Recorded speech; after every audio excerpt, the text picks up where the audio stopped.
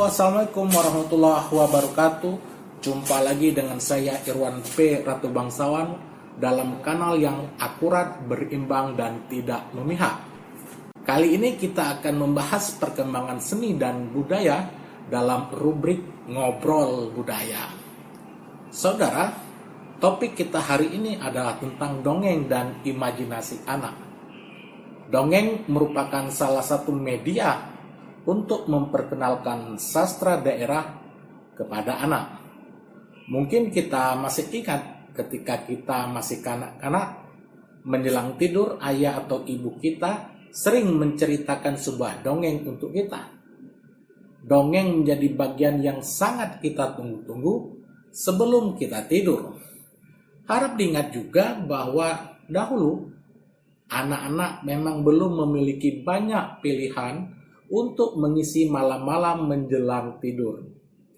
Hal ini berbeda dengan saat ini ketika gawai atau gadget yang menawarkan beragam aplikasi dan juga saluran televisi yang menawarkan beragam acara dengan jam tayang yang mencapai 24 jam per harinya.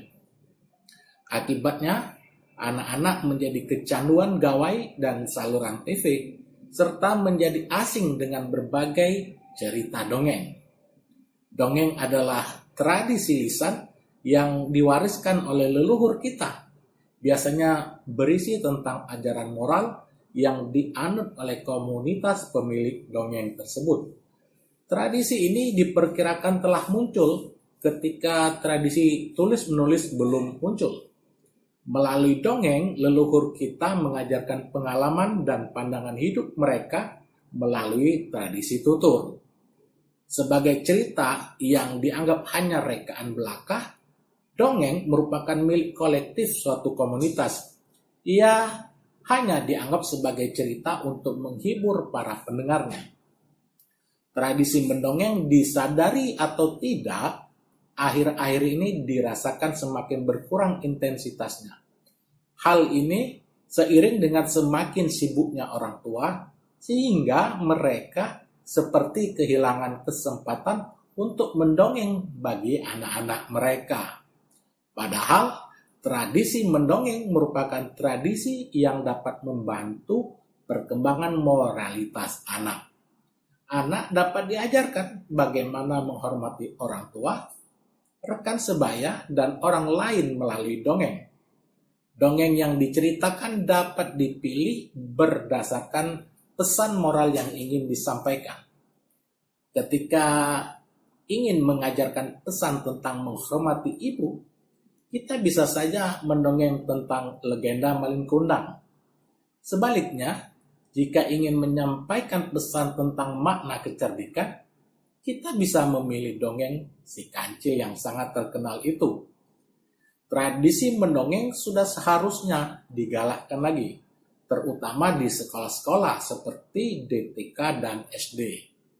Guru-guru perlu mendapatkan pelatihan mendongeng, sehingga mendongeng yang mengasihkan bagi anak-anak dapat dikedepankan lagi.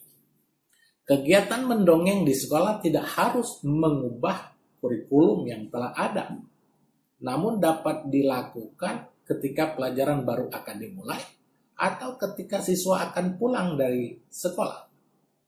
Saudara, anak-anak yang dibesarkan dalam tradisi mendongeng akan mampu mengembangkan imajinasinya secara optimal. Perkembangan jiwa mereka akan melaju dengan pesat, terutama di saat mereka berusia sekitar 6 tahun. Kebiasaan anak yang selalu ingin mengetahui apa saja yang ada di sekitar mereka akan menemukan lautan jawaban di dalam dongeng. Imajinasi mereka akan mengalir deras dan memberikan efek kreativitas anak. Inilah saat di mana anak akan menjadi seorang penjelajah imajinasi. Menurut pengamat perdongengan Siti R. Muslimah, sebagai wahana pengembangan imajinasi, dongeng bisa menjadi wahana untuk mengasah imajinasi dan alat pembuka bagi cakrawala pemahaman seorang anak. Ia akan belajar pada pengalaman-pengalaman sang tokoh dalam dongeng tersebut. Setelah itu memilah mana yang dapat dijadikan panutan olehnya sehingga membentuknya menjadi moralitas yang dipegang sampai dewasa.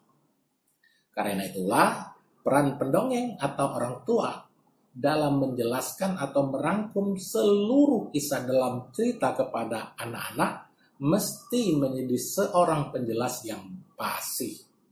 Alhasil, seorang anak akan mengerti intisari dari cerita yang didongengkan tersebut. Maka, agar tidak menjadi penanaman bibit moral yang paradoksal, orang tua selayaknya memberikan penafsiran secara rasional, konstruktif, dan tidak terjebak pada pengisahan yang bersifat klinik. Selain itu, sebaiknya kegiatan mendongeng juga dilakukan sebelum seorang anak hendak tidur, supaya sang anak bisa lebih menyerap materi cerita yang berisi keteladanan sang tokoh dalam cerita itu.